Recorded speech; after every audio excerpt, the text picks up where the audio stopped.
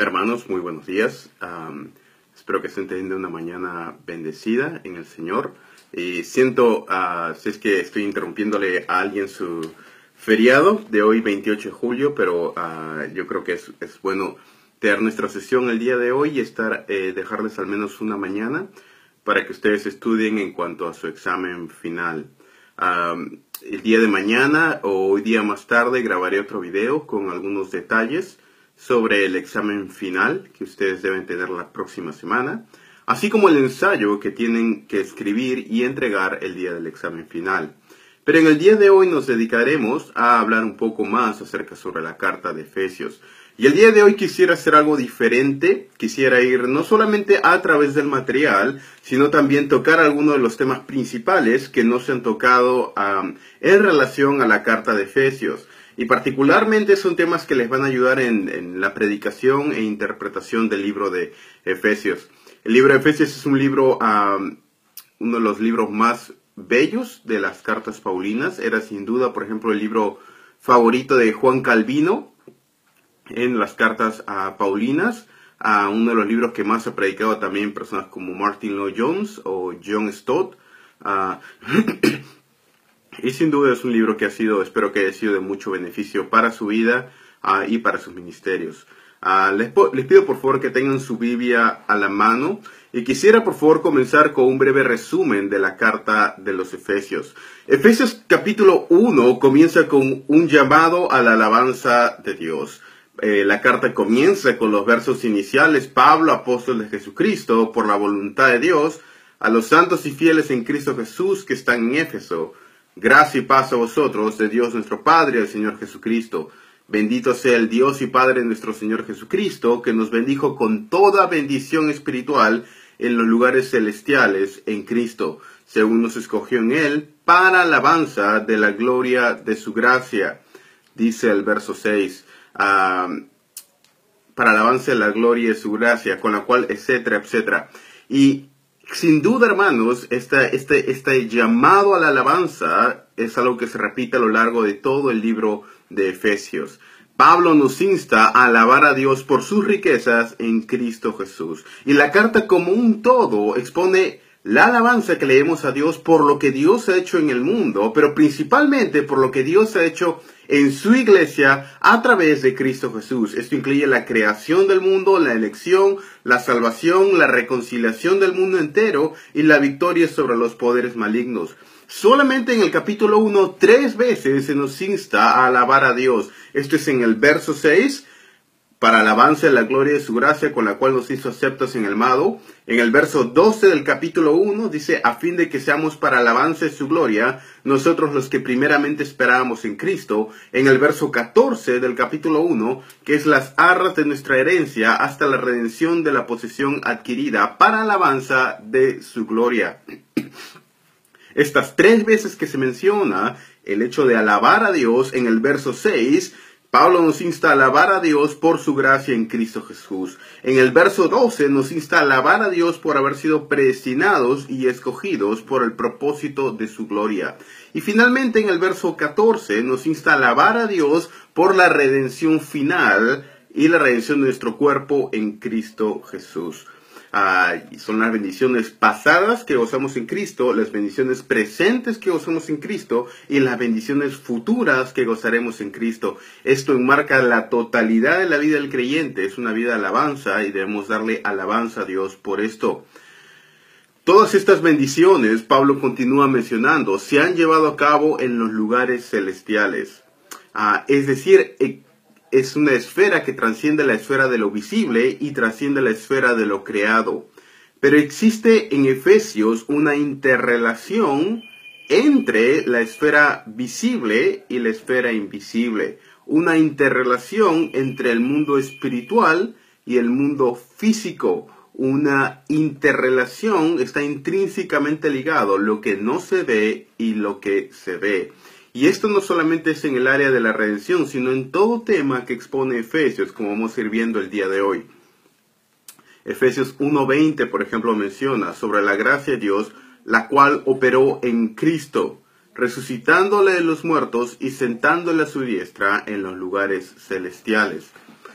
La carta de Efesios sigue hablando, un llamado a la oración al final del capítulo 1. El capítulo 2, como ya lo mencionamos, habla sobre la reconciliación entre judíos y gentiles. El capítulo 3 habla del apostolado de Pablo. El capítulo 4, la unidad y diversidad en la iglesia.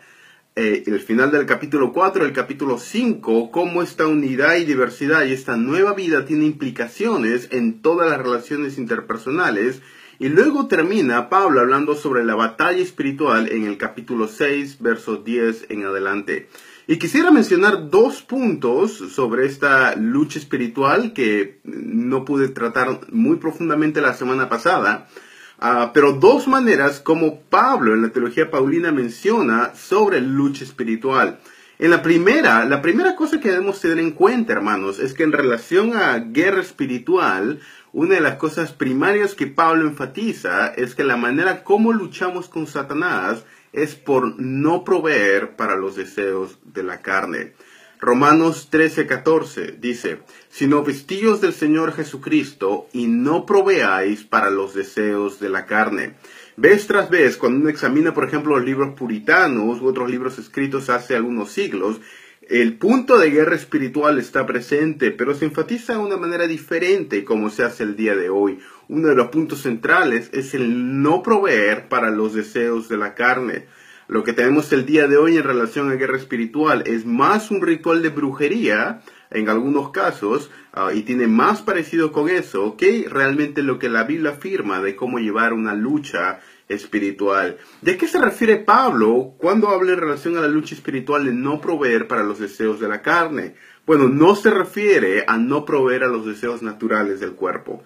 No se refiere a abstenerse de tener relaciones sexuales dentro del matrimonio, no se refiere a abstenerse de ciertos alimentos o abstenerse de algunas cosas, aunque todas estas cosas, Pablo también menciona, tienen apariencia de piedad, como por ejemplo el no comer carne en Semana Santa, que era una tradición católica, o el abstenerse de relaciones sexuales dentro del matrimonio, o el abstenerse de comida, o el abstenerse de bebida, etc. Aunque tienen aspecto de piedad en sí mismas, esto no significa no proveer para los deseos de la carne. Sino más bien no proveer para los deseos de la carne se refiere a no alimentar aquellos deseos nuestros que están en contra de la voluntad de Dios. Es decir, se refiere a no alimentar nuestra concupiscencia. Debemos tener en claro, hermanos, que el hecho de que una persona sea tentada o tenga un deseo de pecar no significa que haya pecado. Es consecuencia del pecado este deseo, pero no de nuestro pecado, sino es consecuencia del pecado, de la caída, de que somos seres humanos caídos. Pero el hecho de que alguien se sienta tentado a hacer algo no significa que la tentación en sí misma sea pecado. Y en esto debemos ser cuidadosos, hermanos. Otro punto que Pablo menciona en el capítulo 6 de Efesios, él usa una serie de metáforas para hablar diferentes aspectos que un creyente debe tener en cuenta al momento de la lucha espiritual. Y, por ejemplo, déjenme mencionarle un pasaje paralelo al capítulo 6 de Efesios, 1 Tesalonicenses 5:8. Dice, pero nosotros que somos del día, seamos sobrios, habiéndonos vestido con la coraza de fe y de amor, y con la esperanza de salvación como yelmo. Todos estos aspectos relacionados a nuestra fe están relacionados a un correcto entendimiento de las Escrituras. Por ejemplo, la esperanza de la resurrección, nuestra unión con Cristo, nuestra justificación, etc. Todas estas son virtudes descritas metafóricamente por Pablo a través de los elementos, por ejemplo, la coraza de justicia, el yelmo de la salvación, etc. Pablo nos está instando vez tras vez que en el campo de ataque de Satanás es nuestra mente. Por eso debemos meditar vez tras vez en las verdades del Evangelio, y particularmente las verdades que Pablo menciona en el capítulo 6 de Efesios. Por ejemplo, la esperanza de la resurrección, meditar en la vida futura, que estamos seguros en Cristo, meditar acerca de nuestra unión con Cristo, nuestra identidad con Cristo, en la seguridad de nuestra justificación, en la justificación de Cristo mismo por nosotros en la cruz, y meditar a través de estas cosas implica el poner toda la armadura de Dios. Y esto tiene relación al momento, por ejemplo, de la oración, cuando nosotros meditamos en este aspecto, relacionarnos a Dios con oración. Y este es un aspecto, otro aspecto que debemos tener en cuenta en relación a la lucha espiritual.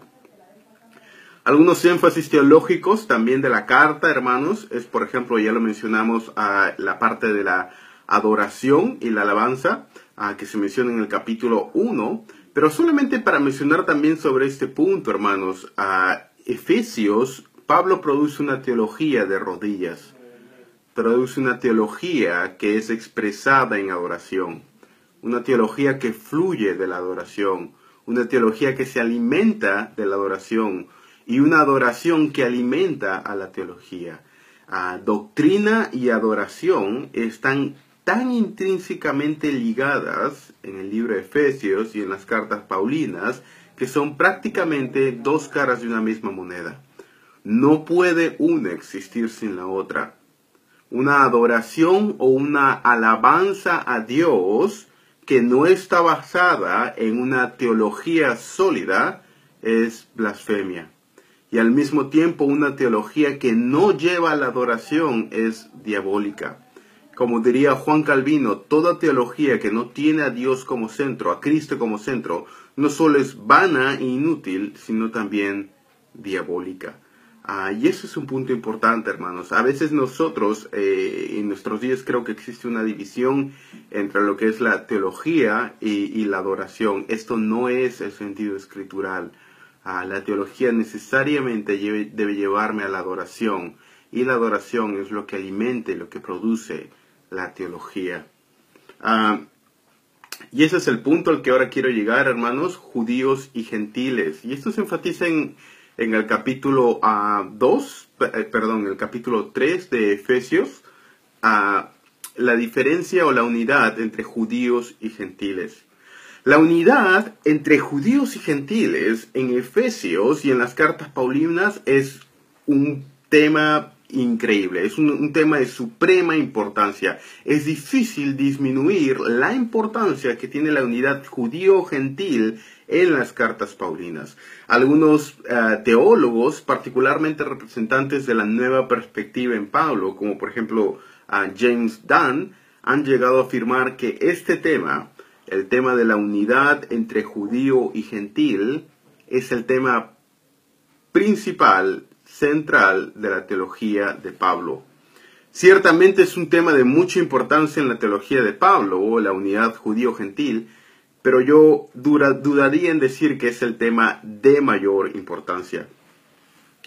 En relación a los judíos, las marcas divisorias que hacían una diferencia externa entre judíos y gentiles, como por ejemplo la circuncisión, las leyes alimenticias, las fiestas judías, etc., ahora en el nuevo pacto no son mandatorias para los gentiles, debido a que las mismas apuntaban a una realidad mayor que ha sido cumplida en Cristo. Pablo menciona vez tras vez en el libro de Efesios, capítulo 3, que el vínculo de la unidad a través del cual los judíos y los gentiles están unidos en la iglesia es a través del vínculo del Espíritu Santo. Es el Espíritu Santo lo que une al gentil y al judío en la iglesia. Pero ¿por qué el Espíritu Santo? ¿Por qué hay un énfasis tan grande del Espíritu en relación a la iglesia, especialmente la unión? Bueno, porque el Espíritu Santo es también el vínculo de unidad en la Trinidad, el vínculo de amor trinitario. Más aún, el Espíritu Santo es aquel que une al creyente y a la iglesia con Cristo Jesús. Y no solamente une al creyente con Cristo Jesús y une a las personas de la Trinidad en un vínculo de amor, pero también ahora el creyente es el que une a otros creyentes en un vínculo de unidad. Y esto es importante, hermanos, porque una de las evidencias principales del obrar del Espíritu Santo en una iglesia o en una denominación es la unión y armonía que se produce entre estos creyentes. El Espíritu Santo necesariamente va a producir unidad entre los creyentes. Este es el espíritu de unidad, es una de las cosas principales que hace el Espíritu Santo. Trae la unidad, quita la barrera divisoria entre judío y gentil, entre hombre y mujer, entre rico y pobre, entre esclavo y libre, entre todas las barreras que nosotros naturalmente ponemos. Y esto también es cierto, hermanos. Uno de los puntos que mayor evidencia que una iglesia o una denominación no está caminando acorde al Espíritu Santo es la desunión, división que hay en esa iglesia. Usted puede tener una iglesia que sea aparentemente y externamente completamente ortodoxa, pero si esa iglesia no camina en unidad del Espíritu Santo, esa iglesia no tiene una madurez espiritual. Una iglesia puede ser pentecostal y ser mucho más unida y sana que otra iglesia que se llama a sí misma reformada o calvinista. Y esto yo creo que es una de las evidencias principales de por qué yo creo que muchos grupos que se llaman calvinistas en el Perú, el Espíritu Santo no está presente. Y yo creo que es por las divisiones que hay en esa misma iglesia. Una iglesia que se divide y que vuelve a dividirse por asuntos secundarios o terciarios es evidencia no del obrar del Espíritu Santo, sino del obrar del diablo entre esa iglesia y no del Espíritu, porque el Espíritu produce la unidad de la fe en el Espíritu, en lo que es el Evangelio. Y ese es un punto importante, hermanos. En el Perú hemos visto división tras división tras división, y esto no es producido por el Espíritu. El Espíritu vemos claramente que produce en Efesios una unidad. Y es el Espíritu primariamente en las cartas paulinas, que es el vínculo de amor, el vínculo a la unidad fraternal. Produce humildad, produce santidad, etc. Pecado y orgullo y desunión son evidencias de una falta de madurez y evidencia la falta del obrar del Espíritu Santo en tal iglesia, tal persona o tal denominación. Y eso es algo que es claramente visible en el libro de Efesios.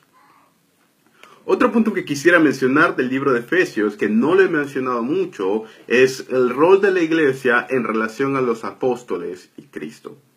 En el libro de Efesios, particularmente en el capítulo 4, se menciona, y él mismo constituyó a unos apóstoles, profetas, etc. Se mencionan los dones espirituales, se mencionan los profetas. ¿Y por qué no lo leemos, hermanos? Les pido por favor que vayan en su Biblia a Efesios capítulo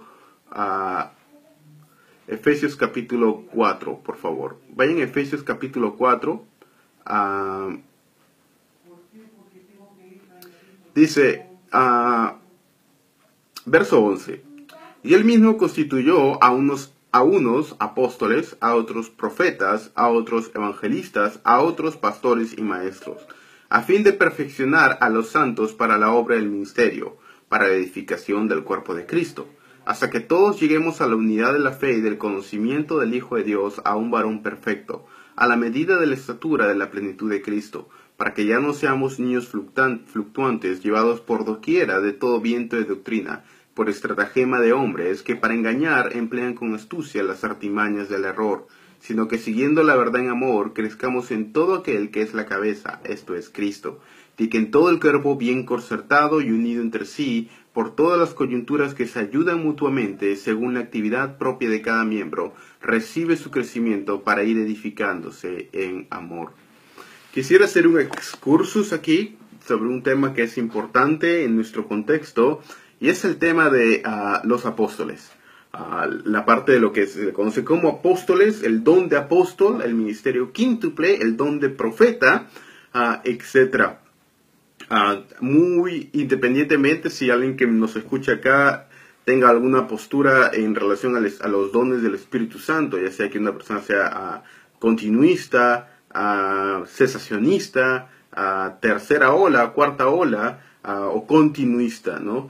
¿Y a qué me refiero con bueno? Básicamente antes de hablar un poco del don espiritual del apostolado, etcétera, en relación de qué es lo que enseña el libro de Efesios en relación al don del apostolado. Hay básicamente 4 posturas en relación a los dones espirituales, y voy a enumerarlas desde las más cerradas o conservadoras hasta la más abierta. Y esas 4 posturas voy a irlo mencionando. Bueno, una es, probablemente ustedes ya lo saben, es la postura cesacionista.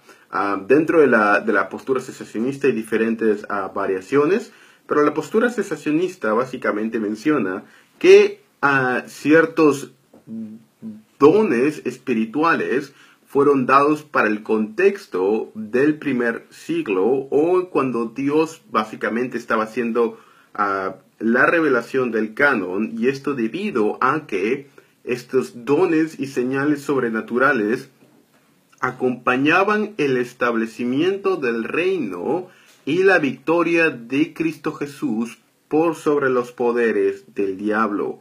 Una vez que el reino fue establecido en la muerte y la resurrección de nuestro Señor Jesucristo, y a través del fundamento apostólico, porque los apóstoles eran directos representantes de la autoridad de Cristo Jesús, entonces estas señales u obras sobrenaturales dejaron de existir, debido a que el propósito era que fueran acompañamientos o autentificaciones del establecimiento del reino.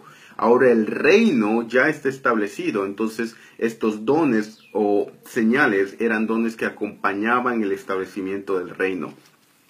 Y eso es importante en cuanto a la postura cesacionista. La postura cesacionista tradicionalmente trata de ver a los dones del Espíritu a través de la lente del reino.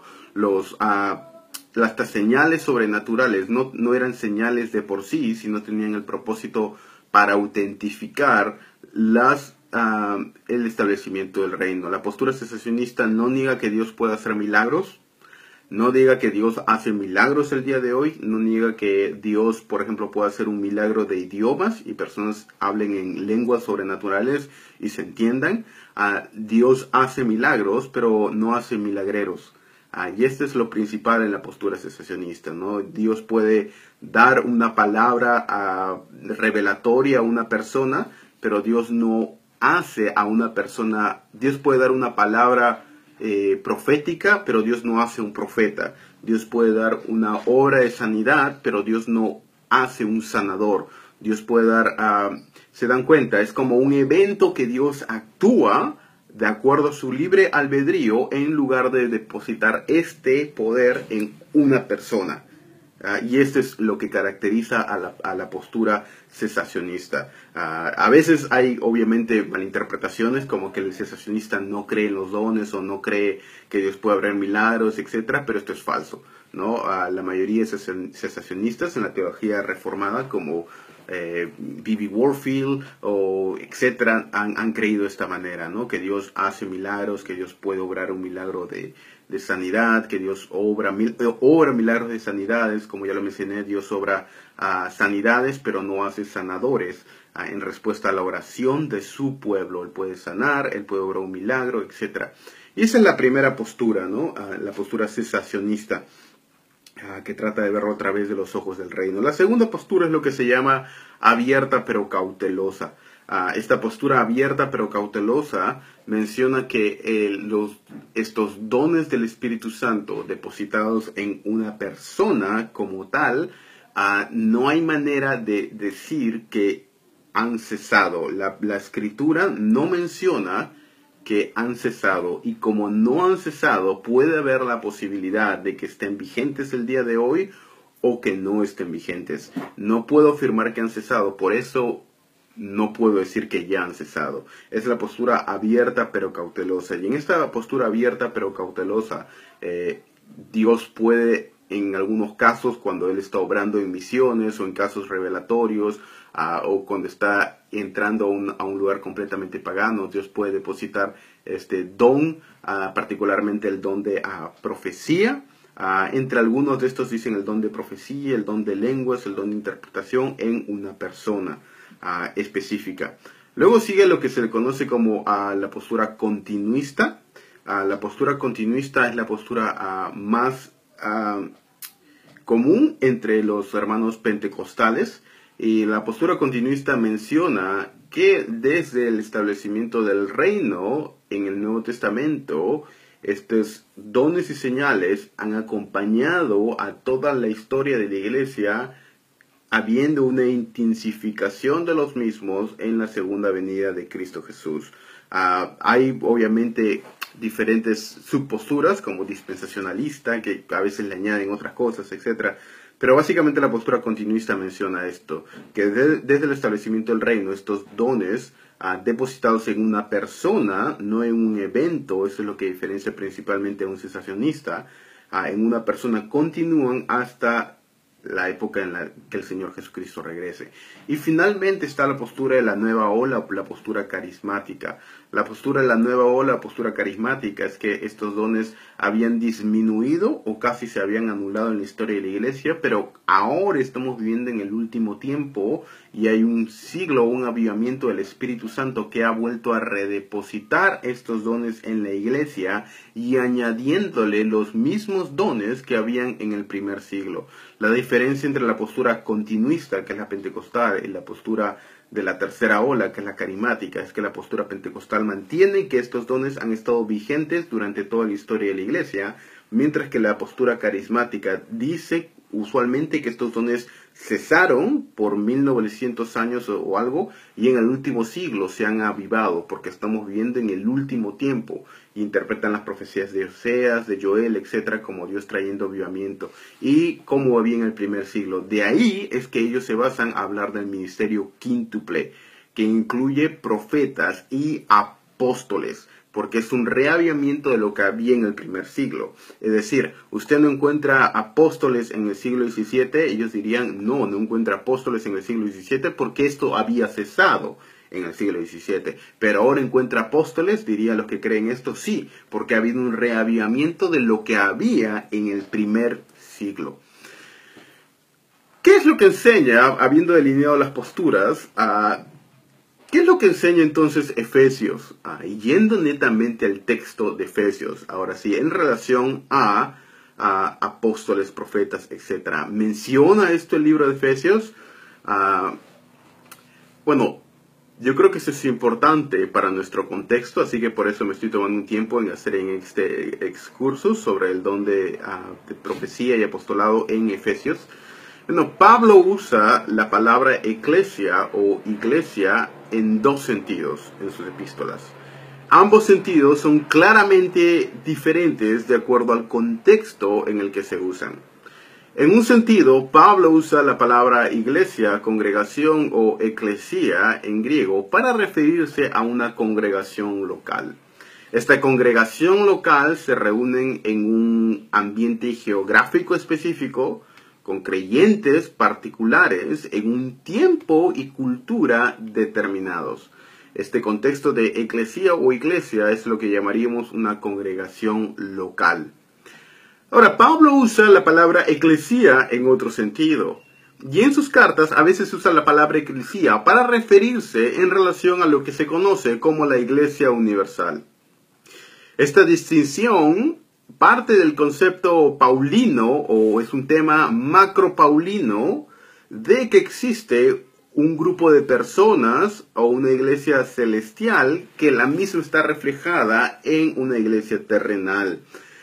Pablo, el concepto de Pablo es de que existen cosas celestiales y estas cosas celestiales tienen un reflejo en las cosas terrenales. O mejor dicho así, las cosas terrenales son un reflejo del aspecto espiritual. Y las cosas terrenales están intrínsecamente ligadas al aspecto espiritual. De tal manera que si alguien tiene una lucha, si hay una lucha espiritual, hay una lucha terrenal. Si hay un avance en la parte espiritual, hay un avance en la parte terrenal. De tal manera que si Cristo ha resucitado y está en la parte celestial, nosotros estamos resucitados a pesar de que ahora estamos aquí en la tierra. A veces se ha acusado a Pablo de tener este concepto platonista, de que él es platonista, pero esto no es cierto. Es porque Pablo liga tanto el aspecto físico y el espiritual que están intrínsecamente ligados.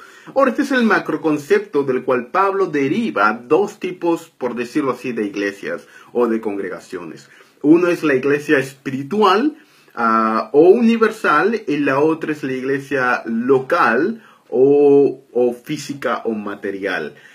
Y estas dos están intrínsecamente ligados, la iglesia universal y la iglesia local. Ahora, ¿a dónde quiero ir mencionando este concepto? Pablo, vez tras vez, usa el sentido de la iglesia universal en sus epístolas. Y déjenme leer algunos pasajes donde Pablo se refiere a la iglesia universal. Por ejemplo, 1 Corintios 10:32. No seáis tropiezo ni a judíos, ni a gentiles, ni a la iglesia de Dios.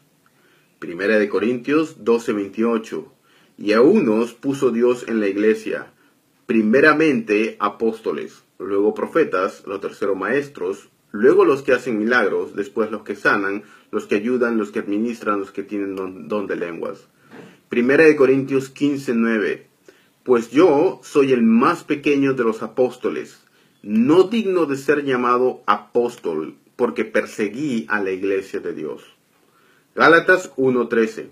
Porque ya habéis oído de mi conducta en otro tiempo en el judaísmo, que perseguía sobremanera a la iglesia de Dios y la asolaba. Filipenses 3:6. En cuanto a celo, perseguidor de la iglesia. En cuanto a la justicia, que es en la ley, irreprensible. Pablo aquí se refiere claramente a un aspecto que nosotros llamamos la iglesia universal. Pablo no está hablando de una congregación local específica, sino está hablando de un grupo de congregaciones o un grupo de lo que se llama la iglesia universal. Este tema de iglesia universal es recurrente en Efesios y Colosenses. Cada una de las 9 instancias en la cual aparece la palabra eclesía, o sea, es una referencia a la iglesia en el libro de Efesios, cada instancia donde aparece esta palabra es una referencia a la iglesia universal en el libro de Efesios, en lugar de una congregación local. Este no es el caso, por ejemplo, en Primera de Timoteo o Tito, donde claramente Pablo menciona congregaciones locales. En el libro de Efesios, en cada instancia donde aparece eclesía o iglesia, es una referencia a la iglesia universal. Déjenme darles un ejemplo. Por ejemplo, cuando habla de que Cristo se ama a la iglesia y se entrega por ella. Déjenme leerlo un par de veces, versos. Efesios 5:25. Efesios 5:25 dice: maridos, amad a vuestras mujeres, así como Cristo amó a la iglesia y se entregó a sí mismo por ella. Efesios 5:29. Porque nadie aborreció jamás su propia carne, sino que la sustenta y la cuida, como también Cristo a la iglesia. ¿De qué está hablando Pablo aquí? Bueno, está hablando de que Cristo se entregó, murió, dio su vida por la iglesia. ¿Por cuál iglesia? ¿Por una congregación local? ¿Por la iglesia Vida Nueva de San Borja? ¿Por la iglesia Gracia Urbana de Trujillo? ¿Murió por esa iglesia? No. Se refiere aquí que Cristo está hablando de la muerte de Cristo por todo el grupo de creyentes a lo largo de toda la historia de la humanidad. Está hablando de lo que se conoce como los llamados, los escogidos para salvación, los que pertenecen a la congregación celestial, la iglesia universal, a los santificados en Cristo Jesús, los que han sido escogidos para salvación, los predestinados para salvación, aquellos que creen en Cristo Jesús, los que tienen vida eterna, etc. Está hablando de un grupo que trasciende una barrera local, geográfica, específica y temporal. Sigo con la argumentación de Efesios. Esta iglesia también es la que se menciona, que es su cuerpo, y no una congregación local. Efesios 1:22. Y sometió a todas las cosas bajo sus pies, y lo dio por cabeza por sobre todas las cosas a la iglesia, la cual es su cuerpo. Efesios 5:23. Porque el marido es cabeza de la mujer, así como Cristo es cabeza de la iglesia, la cual es su cuerpo y Él es su Salvador. ¿Qué quiere decir esto? Que Cristo ha dado por cabeza sobre todas las cosas a la iglesia. Quiere decir que no se refiere que una iglesia local, con los ministros locales, es la cabeza de toda la iglesia. No, no se refiere a que la iglesia Gracia Urbana o Buen Pastor, que esa iglesia particular es la representante de todas, que esa es la cabeza. ¿Se dan cuenta? Que Él es el cuerpo, el Salvador, etc. No se refiere a esa iglesia local, sino en Efesios, vez tras vez, habla de la iglesia universal como un todo. Ahora, ¿por qué es importante entender este concepto y este tema teológico, énfasis del libro de Efesios? ¿Por qué? Porque en el capítulo 4, cuando dice que los fundadores de la iglesia son los apóstoles y profetas, no está hablando de una iglesia local. Está hablando de la iglesia universal. Y ese es un punto de suma importancia. Es una exégesis increíblemente pobre que no tiene en cuenta el contexto de Efesios el afirmar que un apóstol es cabeza de la iglesia local o de la iglesia física. Está hablando ahí de la iglesia universal como un todo, en la cual fue establecida sobre las cabezas o los apóstoles en la doctrina que ellos enseñaron, y está hablando del aspecto global. Cuando Pablo se refiere a los fundadores y base de la iglesia universal, se refiere claramente, primariamente, y ahí es proto, en orden de la iglesia universal fueron los apóstoles y profetas. Pero cuando Pablo habla de la iglesia local, Pablo se refiere a pastores y maestros. Es por esto que cuando Pablo menciona los requerimientos para los oficios de la iglesia local, en 1 Timoteo y Tito, Pablo menciona el oficio de pastor maestro y el oficio de diácono. Pablo no menciona el oficio de apóstol ni el oficio de profeta. ¿Y dónde estaba ministrando Timoteo? Timoteo estaba ministrando en el mismo lugar de Éfeso, en este lugar de Asia Menor. ¿Y por qué en el libro de Efesios se menciona apóstoles, profetas, pastor, maestro? Sin embargo, cuando Pablo le escribe a Timoteo, no le dice que él ponga profetas o que ponga apóstoles, sino le menciona pastores, maestros. Ahora, este es un punto de suprema importancia, porque mencionar que alguien, que una persona que está viva en la actualidad es el apóstol o representante del Señor Jesucristo y que tiene autoridad por sobre toda la iglesia es blasfemo, pues está siendo a sí mismo fundador, roca de la iglesia universal, porque cuando habla de apóstoles, lo habla en relación de la iglesia universal, no de una congregación local. Esta doctrina de una persona que es cabeza de sobre toda la iglesia, o tiene autoridad apostólica, esta doctrina es la doctrina católica romana del Papa. Y cuando un evangélico, entre comillas, tiene apóstoles, está tomando la misma noción del Papa, la misma noción católica en relación a la iglesia, de que una persona es cabeza de la iglesia universal. ¿Quién es cabeza de la iglesia universal? Cristo Jesús.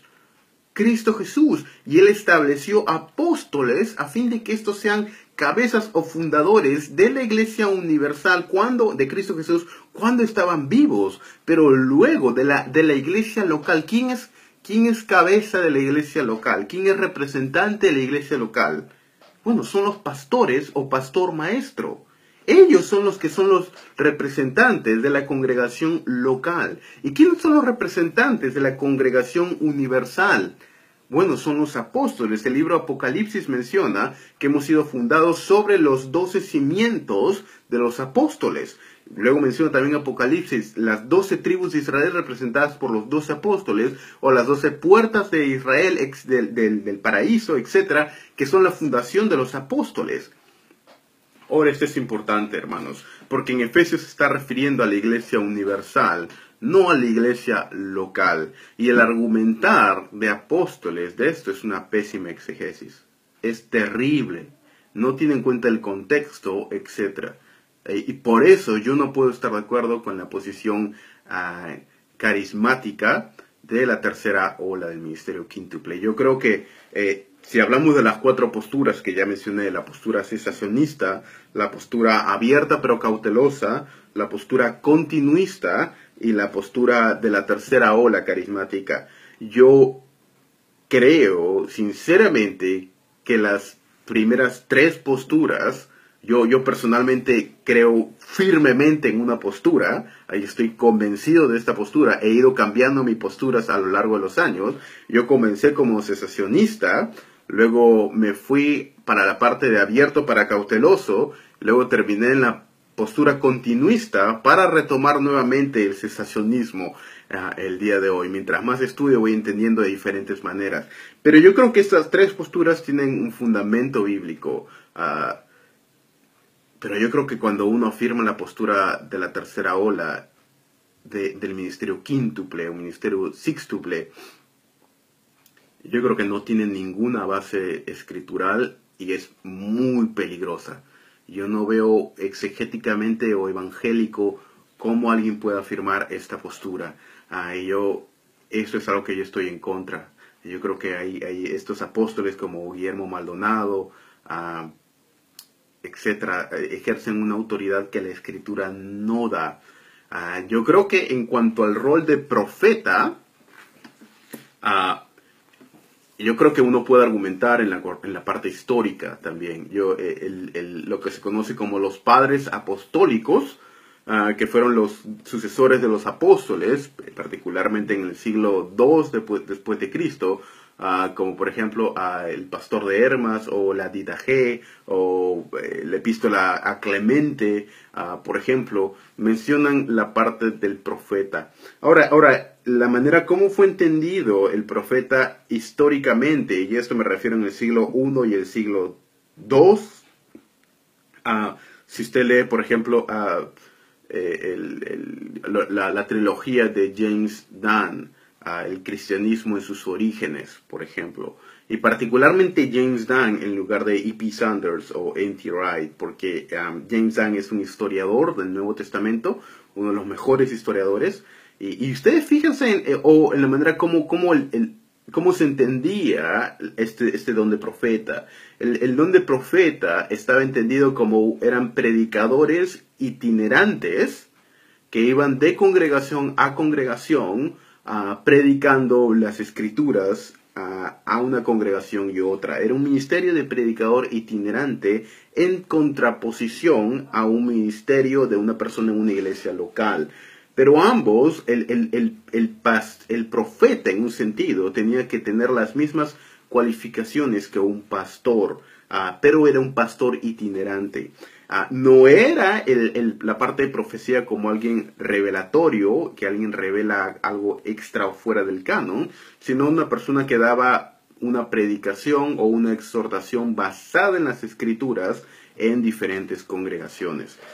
Y esto yo creo que es el sentido de lo que el Nuevo Testamento se entiende por profeta. Es diferente al sentido de profeta en el Antiguo Testamento.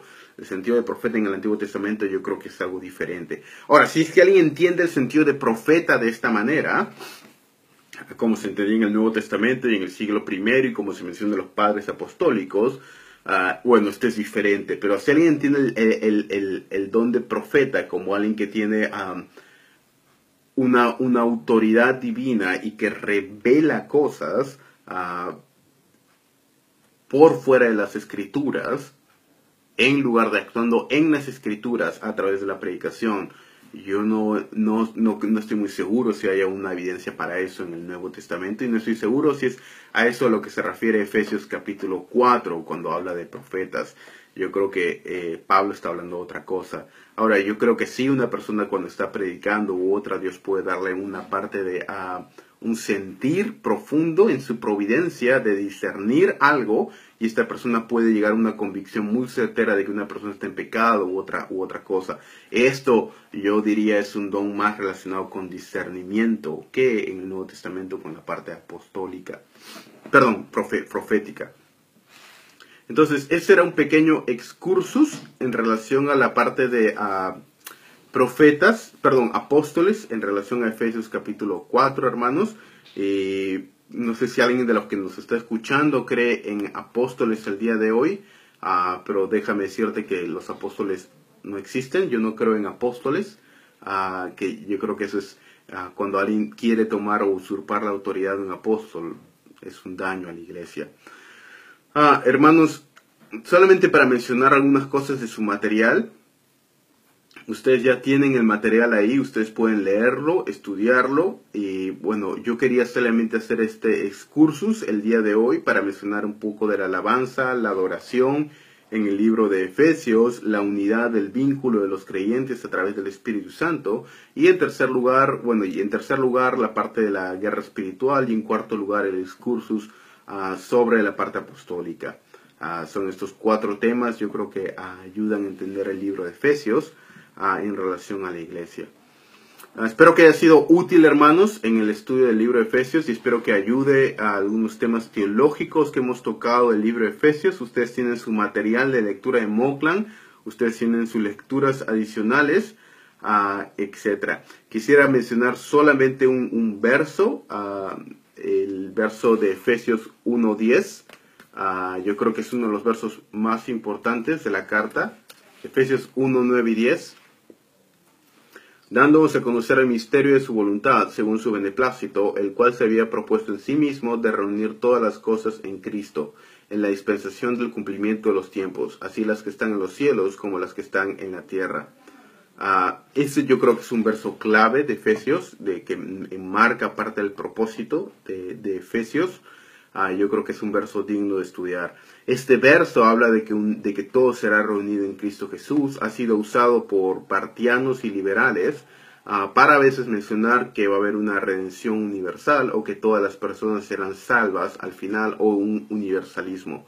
Yo creo que este verso no apoya eso, sino menciona que claramente todo será ceñido un día al señorío de Cristo Jesús. No que Cristo no sea Señor en la actualidad, sino que todo será puesto por debajo de sus pies y Él será Señor por sobre todas las cosas, en perfecta autoridad, haciendo su voluntad en la tierra como se hace en los cielos. Y esto es lo que trata el libro de Efesios.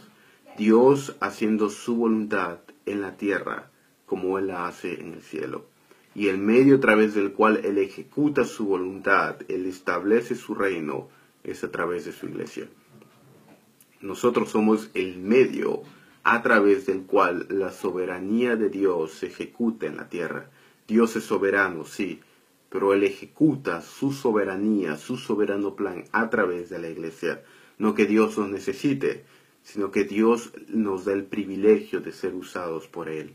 Y Él ha determinado que en su plan redencional, la manera como Él establezca su reino en la tierra, la manera como Él traiga bendición a las naciones, la manera como Él ejecute su reino, la manera como los poderes demoníacos sean vencidos, la manera como hay una redención que afecta el trabajo, la vida, la familia, sea a través de la nueva creación en la iglesia.